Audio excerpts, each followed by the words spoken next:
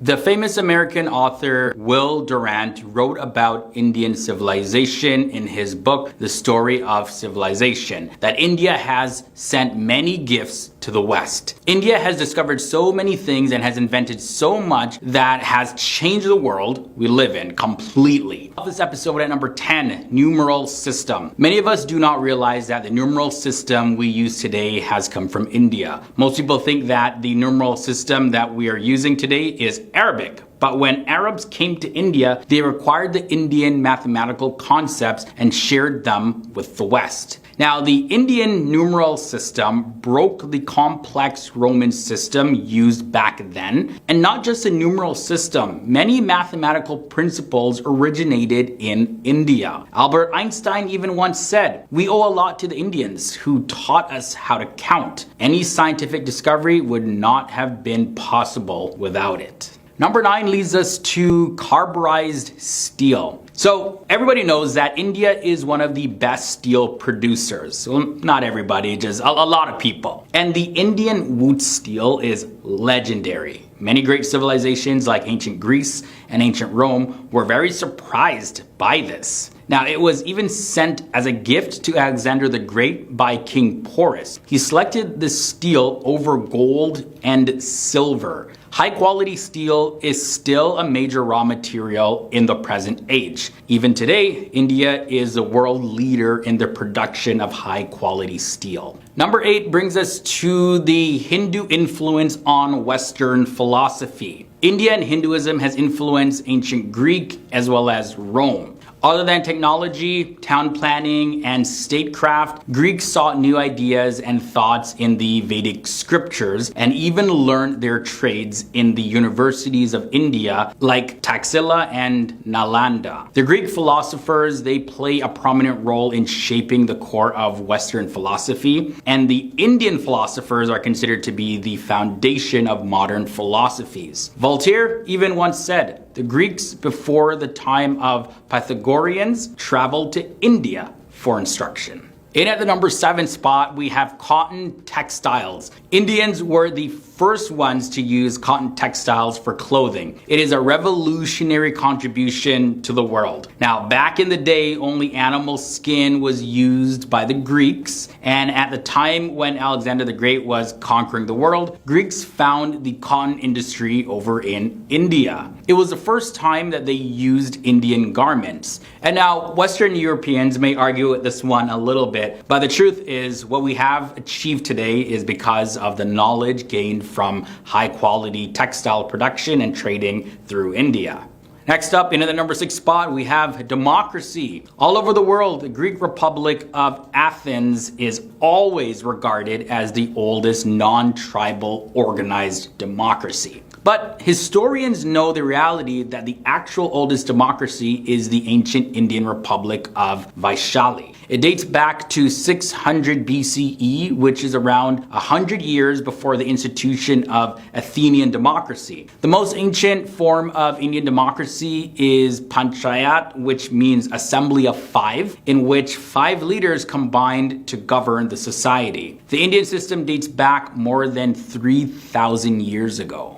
In at number 5, lunar water. The most modern contribution of India to the space world is the most recent space exploration between 2008 and 2009 with Chandrayaan-1.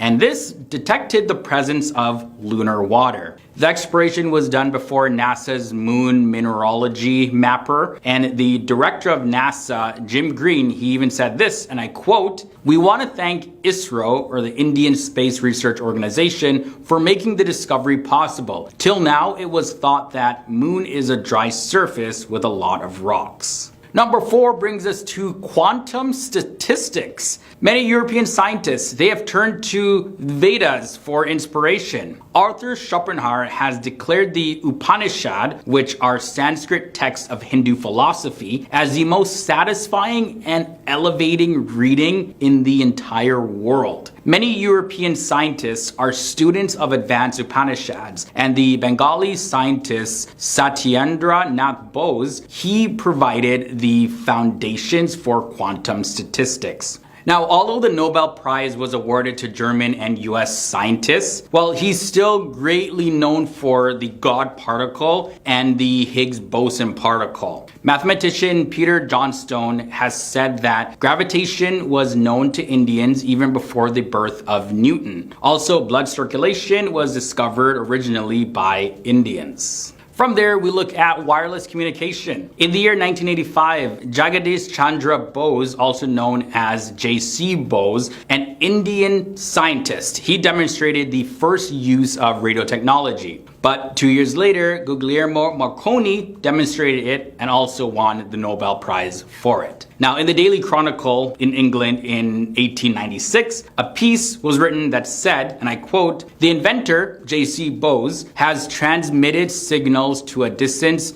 nearly to a mile. This was the first and obvious and valuable application of this new technology." So there you go. Gotta give credit where credit is due. Now from there, let's look at number 2, 0. No, we're at number 2, but 0 is the next thing. Yeah. The world of mathematics would have been incomplete without the invention of zero. Zero has its impact in all fields, including art, philosophy, and technology. It has even led to the binary language of zeros and ones. And it's because of these zeros and ones put together in a language that we can use mobile devices and laptops today. Lancelot Hogben said that in the whole history of mathematics, there has been no revolutionary step than the one which India made when they invented zero. The use of calculus was developed hundreds of years before Isaac Newton and Gottfried Leibniz. And in at number 1, we have the hydraulic engineering. About 5,000 years ago, during the growth of the Indus Valley civilization, a vast and highly advanced system of canals, intricate irrigation, water management, and sewage system was developed in various parts of India. The sewage system in the civilization was built in such a way that the blockage was self-clearing, and it even got rid of bad smells and odors. They even developed the first flush toilets years ago. David Hatcher Childress, an American author of historical revisionism, claims that the sewage system back then was so sophisticated that they are still superior to many developing countries today. He wrote this about this civilization, and I quote, "A wonder to modern day researchers, the cities were highly developed and advanced, a remarkable early example